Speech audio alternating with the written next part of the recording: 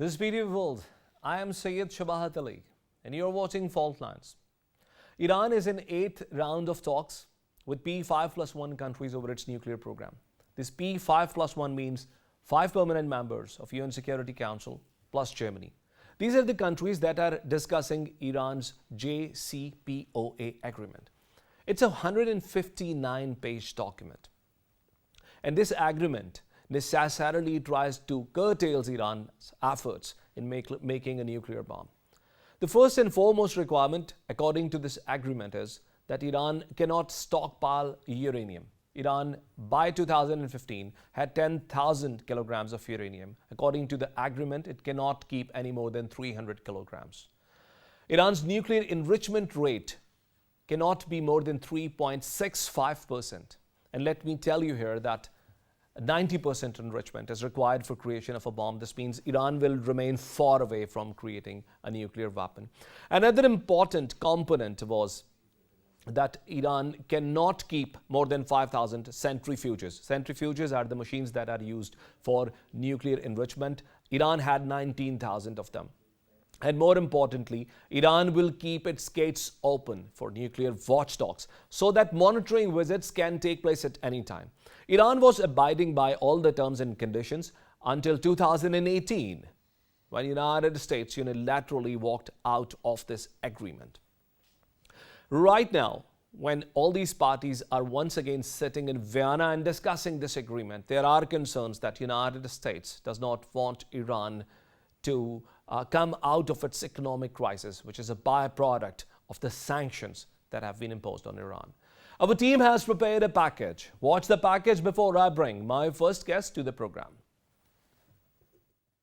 Iran and world powers have been struggling to resolve some key differences over how to restore the landmark 2015 nuclear accord, whose disintegration precipitated a standoff between Iran and Western bloc. The indirect talks between Iran and the US on bringing both countries back into full compliance with the landmark 2015 nuclear deal are in their 8th round. In a significant development, Iran's Foreign Minister Hossein Amir-Abdollahian stated that Tehran is willing to engage in direct talks with Washington if negotiations to revive the Iranian nuclear deal reach an advanced stage. Iran had previously ruled out direct meetings with the US. Instead, the two sides have been negotiating indirectly in Vienna to revive the deal. US Special Envoy for Iran, Robert Malley, has been reiterating the long-held US position that the US is unlikely to strike a deal with Iran to save the JCPOA unless Tehran releases 4 US citizens Washington alleges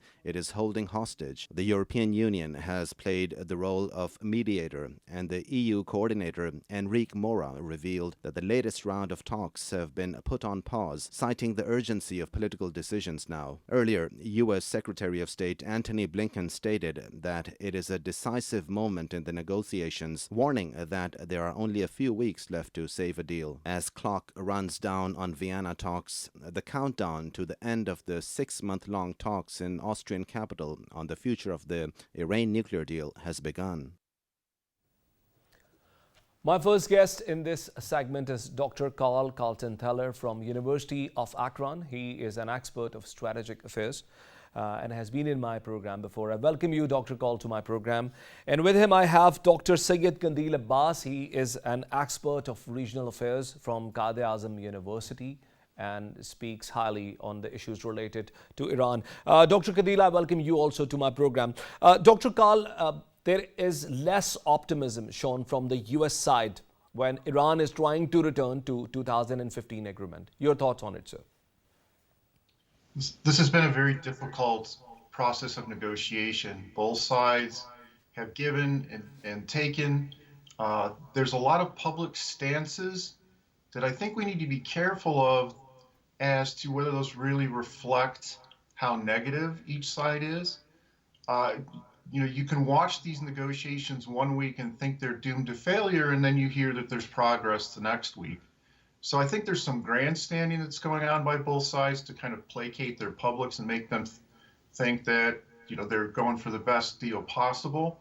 I'm fairly optimistic, though, with these negotiations at this point. I think we're getting there. I think a deal will be reached. But Dr. Karl, what's the source of your optimism? Because Antony Blinken's statement says that there is little cause for optimism in these negotiations.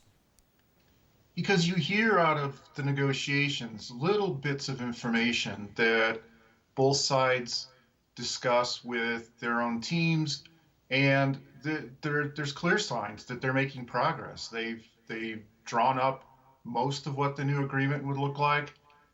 They're really playing hardball right now. I think at the end to try to get the maximum possible for their side, but I'm pretty sure that this will actually come out to an agreement. Will both sides be 100% happy? No.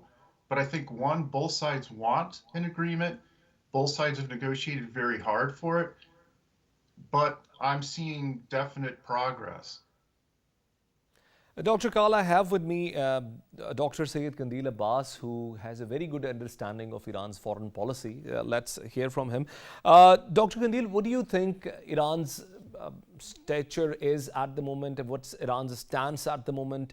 Because previously it was believed that Iran has perhaps overemphasized on thinking about this deal, or showing over optimism about this deal, perhaps insisted too much on it, and perhaps showed a sign of weakness in the process. What do you think of that?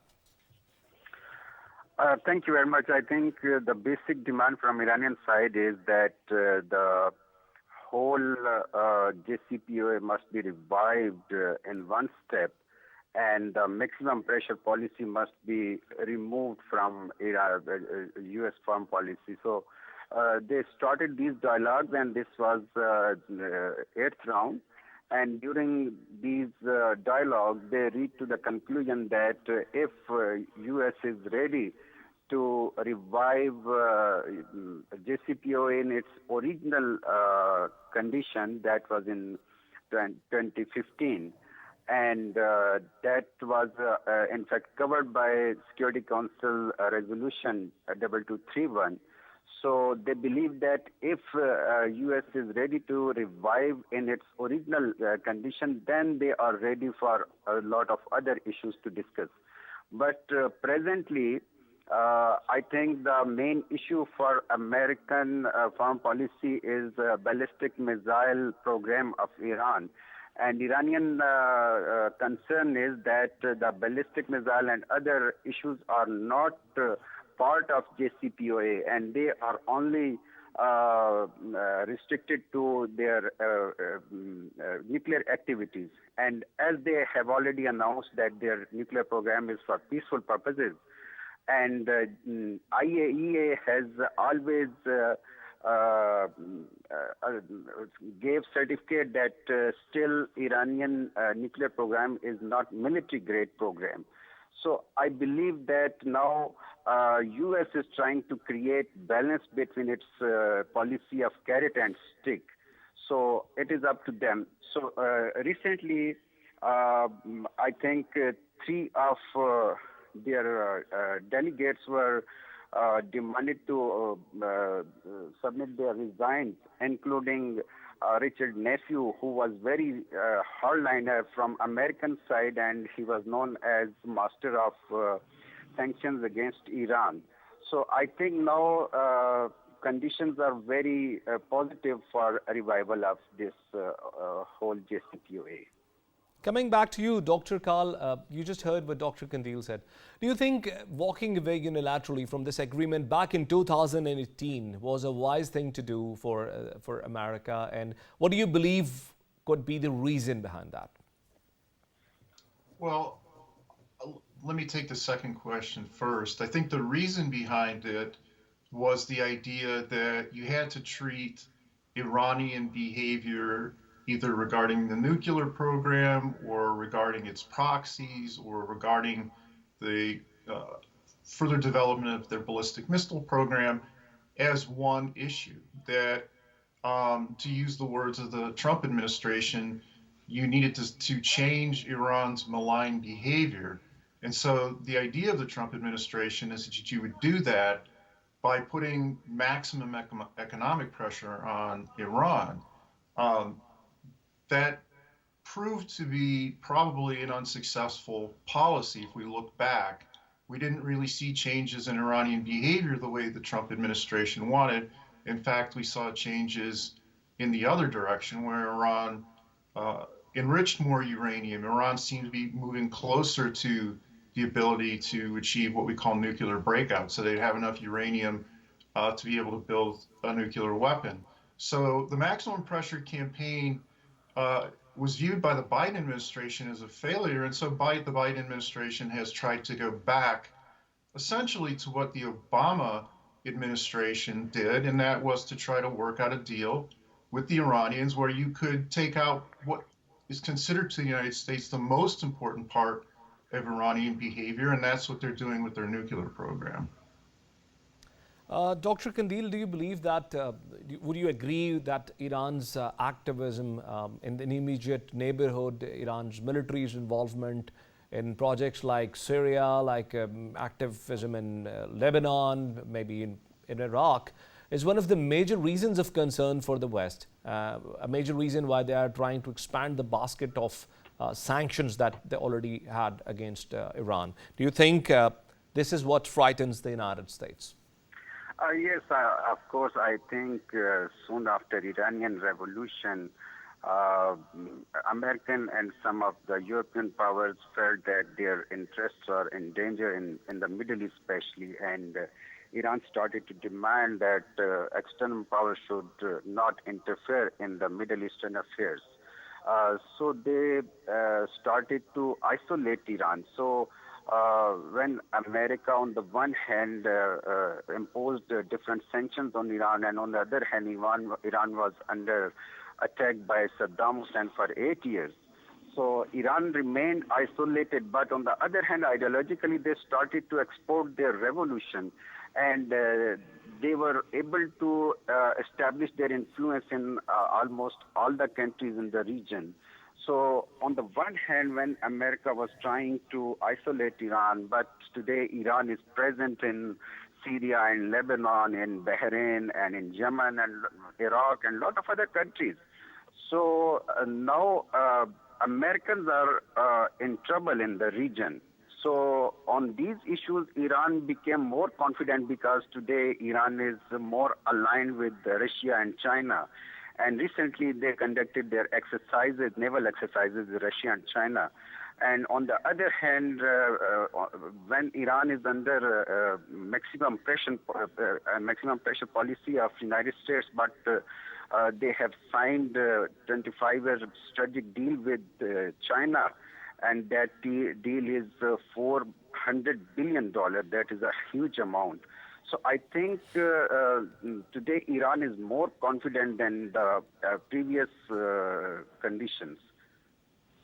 Dr. Kaul, coming back to you, do you believe that getting these sanctions removed from Iran, come whatever may, no matter what Iran does, no matter how Iran responds to the request, will be a difficult task taking this to Congress and getting it passed? And perhaps this is what the Biden administration can foresee and is trying to restrain from taking a major decision on that. Do you agree with me on that? I do. I think one thing that needs to be taken into account is there's more than one package of sanctions. So they're not all tied together. And so the Iranians have been trying to get all of the sanctions removed, and the Biden administration is limited in its ability to do that. And it's pretty much accepted wisdom in the United States. If Biden goes to Congress and tries to get some kind of a binding agreement that Congress would agree to, or to erase all of the sanctions, he's not going to get that, particularly after the coming midterms, when the House will likely flip to the Republicans. He's going to get much, much less cooperation on these issues. There's an incentive for a lot of people in Congress, both Republicans and Democrats, to take a hard line on Iran. And that makes it very difficult then for Biden to do some of the things that the Iranian side would like him to do. Dr. Kandil, do you believe that sole reliance on economies like China and Russia will not yield immediate economic results? Because for the rest of the world, Iran is financially closed. It's in the blacklist of FATF. Its banking channels have been closed. by United States, and its central bank is also under sanctions. There are multi-tier sanctions. Do you believe that the problems will continue and economy will remain to be a major issue for Iran if the status quo maintains, as Dr. Kaul said? Obviously, alignment with only China and Russia is not very ideal condition for Iran, because till the time international structures like World Bank, IMF, FEDF, and a lot of other structures are under U.S. and Western influence, they cannot survive in the region and international system. So that their main survival is accommodation with mainstream international and regional systems.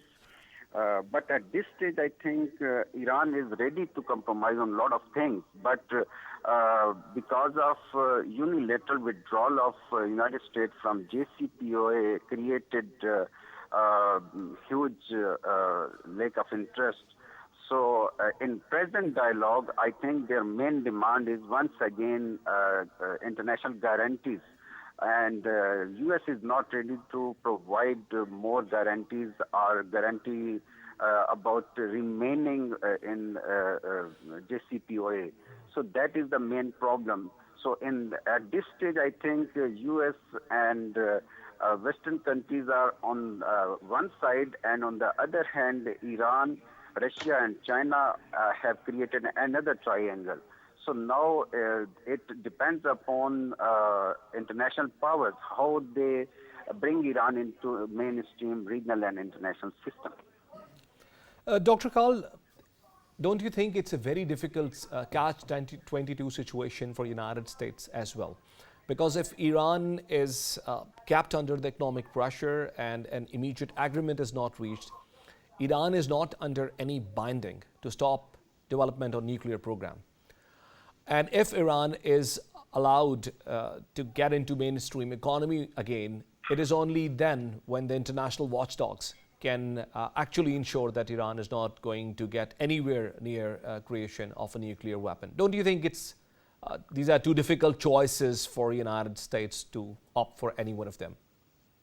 Absolutely, I agree with that. I think the key for both sides in this, the United States and Iran, is that they have to develop some level of basic trust with each other. If they don't have some level of basic trust, then these agreements will, one, be very difficult to reach, and two, they'll be very difficult to maintain over time, because both sides will feel that, okay, we're putting ourselves in harm's way if we trust the other side, and we don't really think that they're going to abide by these agreements. You know, there's another actor we haven't talked about here that is very important to the story, and that is Israel. If Israel feels very threatened by Iran, and obviously they feel threatened by Iran right now to a very high level, but if Israel feels that Iran is on the verge of breaking out with a nuclear weapon, Israel's lack of trust will really be the key variable here, because Israel will likely strike Iran. And then we have a whole different category of situation here where you could have some pretty serious conflict. Dr. Kandil, your thoughts on what Dr. Kaul said? I believe that the major regional threat for Iran is Israel. And today we have hardliners in power in Tehran, and they are considering Israel as their major threat. So traditionally they have suggested a plan that if you want to restrict nuclear activities, we should declare Middle East as a nuclear weapon-free zone. So if this demand is accepted, so they must control nuclear weapon activities of Israel as well. And we know that international powers are not ready and not able to control Israeli atomic weapons. And till now, Iran is not declared as having a nuclear program which is military grade, because Iran is using its nuclear power for energy issues, medical issues, and agriculture issues. So that is allowed under international law. So if I think the Israeli issue is very serious for regional mainstream activities. Thank you very much, Dr. Syed Qandeel Abbas. Thank you very much, Dr. Carl Carlton Teller, for being guest in my program. Ladies and gentlemen, we'll take a break and we'll join you back with the second segment of the program. Stay with us.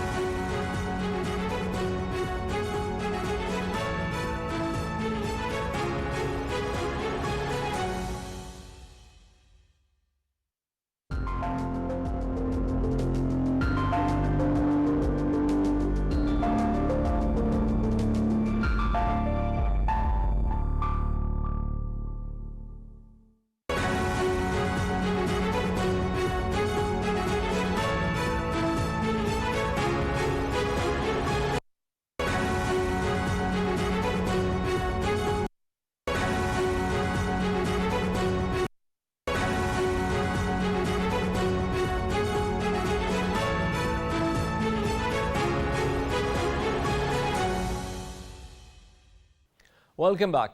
According to International Terrorism Index done back in 2019, the third deadliest militant organization in the world is ISIS. ISIS is quite unique in its features. Emerged in power in 2014 under its leader Abu Bakr al-Baghdadi, ISIS became an insignia, a sign of threat for the people of Iraq and Syria. Killing people on massive scale, this organization turned out to be one of the most violent militant outfits ever to be seen in the contemporary times.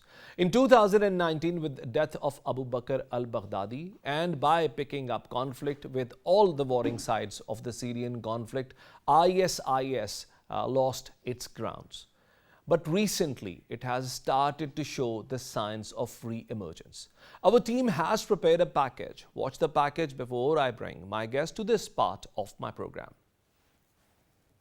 Myriad developments present starkest evidence of resurgence of ISIS across parts of Syria and Iraq, nearly 3 years after the group lost control of a vast stretch of territory in both countries. The fundamentalist group has mounted attacks on military forces and security apparatus in recent months, exhibiting ability to stage coordinated attacks despite its territorial defeat by the US-led coalition 3 years ago. The Islamic State seized Sinai prison in Hasaka region of northeastern Syria in their audacious bid to free thousands of fellow jihadists. The battle for the prison dragged to the fore the unresolved humanitarian and security problems in war-ravaged region that the world has largely ignored since repulsion of ISIS from its last patch of territory in early 2019. As the fight between Kurdish-led militia and ISIS fighters for prison control swelled to surrounding neighborhoods, U.S. military joined the fight, catalyzing the biggest confrontation between the American military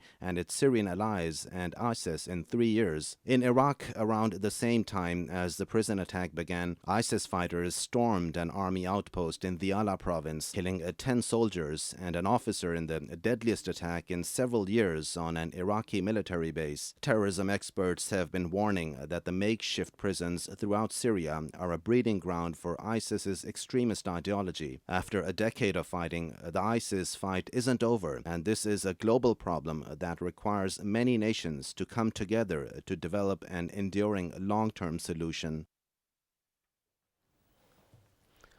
My first guest in this part of program is Nasir Mueed. He is a Middle Eastern expert based here in Islamabad, appears on my show quite frequently. Nasir, I welcome you to my program. Welcome. And tell us about these statistics that we have seen from International Terrorism Index. It says 79% of all deaths caused by ISIS are the people of Iraq.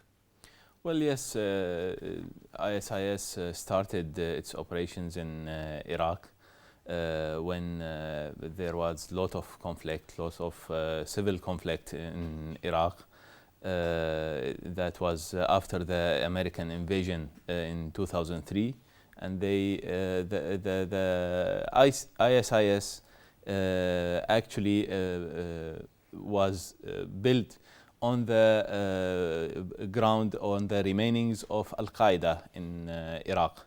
And then after 2011, when the conflict started in Syria, it also it continued its operations also in Iraq and in Syria as well.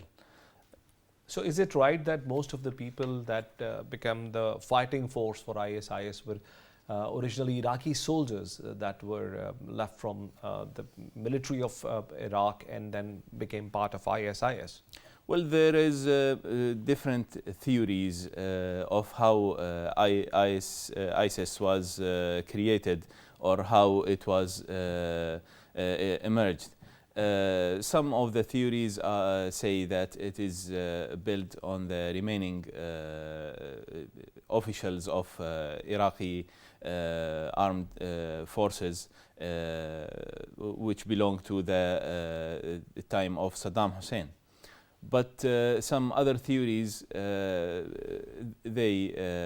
some observers think that they are supported, they are brought to the region from different international powers, from different players, international players in Iraq, like Americans, like Russians, like Iranians, like different players in Iraq, to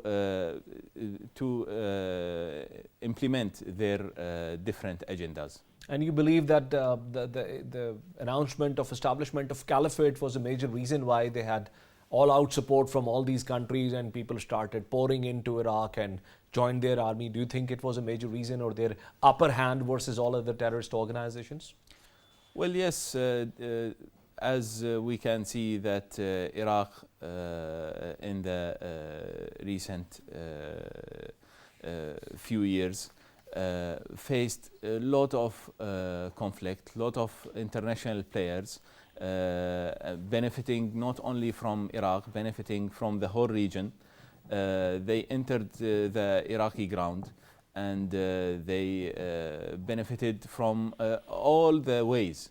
They benefited from fighting in Iraq, they benefited from ISIS, they benefited from fighting against ISIS. It was benefit to all these players. We can see the, for example, the recent incident in Iraq where ISIS killed around 11 soldiers, Iraqi soldiers. This is happening after a new government is elected. ISIS was silent for many months or maybe years, and now after the new election brought a new government, we can see ISIS again and doing a very technical, high technical operation.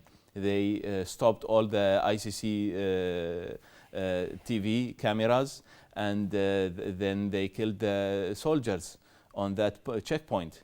Let me, Nasir, take Brigadier Rashid Wali Janjua. He's president of IPRI and an expert of Middle Eastern affairs. Brigadier Rashid sir, welcome to the program. Thanks. And we are discussing this new surge of violence that again has brought ISIS into the limelight. Do you believe ISIS has again started showing the signs of its re-emergence in Syria and Iraq? Yes, I believe they have started a resurgence, and much has to do with the unstable politics of Middle East. In Iraq and Syria, we know in Syria things are a little more stable, but still the government has not full control over spaces which are still ungoverned and they are still contested. As far as Iraq is concerned, we know that it's unstable polity so far. There is still jockeying for position going on. A stable government has not been, established, and the fractured polity is leading towards too many interest groups competing for political influence, and in that the Iranian-based militias, which had gained ground and which had established linkages with the local politics, those are on the rise, and this implacable wave is eliciting a response in the shape of sectarian oriented ISIS activists. Brigadier Sahab, there are many sides fighting in Syria, and we understand that the United States also has a military presence as well as the Air Force presence. In this particular news item that we are discussing today, we have discussed the presence of Kurd forces called SDF being supported by United States. Is this the real side that is going to cause damage, or that has caused damage to ISIS, or has ISIS been fighting with all the other sides in the quagmire of Syria? Yes, this particular incident that you are referring to, it happened, and in which 124 IS militants died during an attempted jailbreak, and the 50 Kurds soldiers also died. So this was an attempt by ISIL to, research and to conduct a kind of a jailbreak with which to further expand their dormant influence, which has had lain dormant for some time, because definitely SDF is being supported by United States to expand and consolidate the control of the government forces in northeastern part. But still, there are some sleeper cells, and there are elements of ISIL which are active, and from time to time they try and stage a resurgence, but that was not successful. And at the moment, the jailbreak has been, unsuccessful, and the SDF forces, with the help of US, obviously, have regained control. Thank you very much, Brigadier Rashid Wali Zinjua, for being guest in my program. Coming back to you, Nasir. So you were telling me that this particular place, Hasaka, where this incident has taken place, is close to the border of Kurdistan and is also close to Turkey, and it's in somewhere in North Syria. Tell me more about this area and the control of forces that are there on ground. Who are these SDF, and why do they have control in this region? Well, SDF is a combination of different groups, militant groups in that area. It contains a majority of Kurds, but they claim that they have 50% of Arabs as well, and Syrianis. So they are a combination of different groups, about 7 or 8 groups. They emerged due to the conflict in the area, and they are in control of most of the areas in the north of Syria.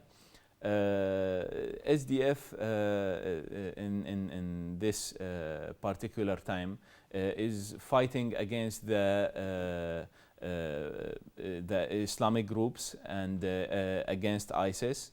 And also they are spreading their control on that region as well. And I am now joined by Ms. Atifa Tuqyani from Tehran University. She is a professor of international relations and political science. Professor, welcome to the program. Thank you.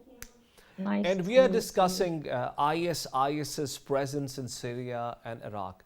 At some point in time, this militant group was very strong. Today, they are almost nowhere, but trying to remark their resurgence. Iran has played a very pertinent role in dismantling of ISIS from Syria. How do you believe Iran would be concerned with their resurgence in the region again? In fact, emergence of Daesh changes the order of Middle East and engaged countries around it. In fact, the United States doubled its presence in the Middle East, and of course, the Russia has been very practical in the issue that was somehow impractical after Cold War. So it was a new conflict for the weak state of Iraq and Syria, and of course, Syria got into the edge of collapse. But on that time, Iran was so practical in defeating Daesh. Um, there are two reasons that Iran is very practical and important in defeating Daesh. First is that ideologically it's against Iran, Daesh is against Iran, and besides, Daesh emerged in a couple of times in the history. It emerged a huge presence of Americans and foreign forces inside the Middle East that it is against Iran's wills and interests. So Iran, in fact, is tried to be in the first line of defeating Daesh in the history, and of course, it will continue because it's the real enemy of Iran and its allies. And Ms. Atifa, when it comes to Turkey, because this place is geographically quite close to the Turkish region, how concerned would be Turkey to see the reemergence or resurgence of these militants? Nonetheless, that the attack was not successful, but certainly it was an important event to take place. How do you believe Turkey would be concerned on this development? In fact, I think that all the countries in Middle East are in fear of Daesh, and they are trying to have a very consensus on making a huge defeat of Daesh. In fact, in the bases, in the countries that have the geography of a flat geography like Iraq and Syria, we can see that Daesh had more profound, in fact, conflict and more profound existence. But in countries like Iran and Turkey that have different geographies, we can see that they are somehow different in the presence of Daesh. And besides, because of the existence of states, strong states that exist in Turkey and Iran, these two countries are a little bit different in the presence of Daesh in their borders. But it seems that they make a consensus in defeating Daesh. And certainly the presence of United States will also be a point of concern for all these powers, including Iran, including Turkey, because United States is also operating its air force to attack on the opposition time and again, and it has also caused damage to many civil installations. Like I was reading through a publication that tells me about Tapka Dam that has been attacked on River Firat, where 2,000 pound bomb has been used, something that is not allowed to be used on such installations. So the presence of United States is also a factor that all these powers would be concerned about. Yes, exactly. And it's somehow changed the order of the Middle East that make the contribution of all the other orders like Russia and China in the region that maybe end into a more haphazard situation for the people inside Middle East. Thank you, Atifa Tughyani, Professor of Peace and Conflict Studies from University of Tehran, for being a guest in my program. Nasir, your closing comments on this development in Iraq and Syria, and how do you see things will go on from here? Well, as we see, there are so many complications, so many players in the region who have their agendas, who have their interest in Iraq, in Syria. We can see the Russians, the Americans, the Turkeys, the Iranians, the other Middle East countries present in the region. All have their interests. So in the near future, we cannot see any improvement. We can see that ISIS will keep on attacking from time to time, and different players will benefit from these attacks. They will also fight against ISIS and benefit from it at the same time. Thank you very much, Nasir Moeed, again for being guest in my program. Ladies and gentlemen, with all the development of technology, particularly in the modern warfare, the horrors of war have expanded phenomenally. All the warring sides in Syria have their hands soaked and blood of innocent people. Someone has to come forward and give a chance to the political process. We'll join you next week with another program. And until then, Allah Hafiz.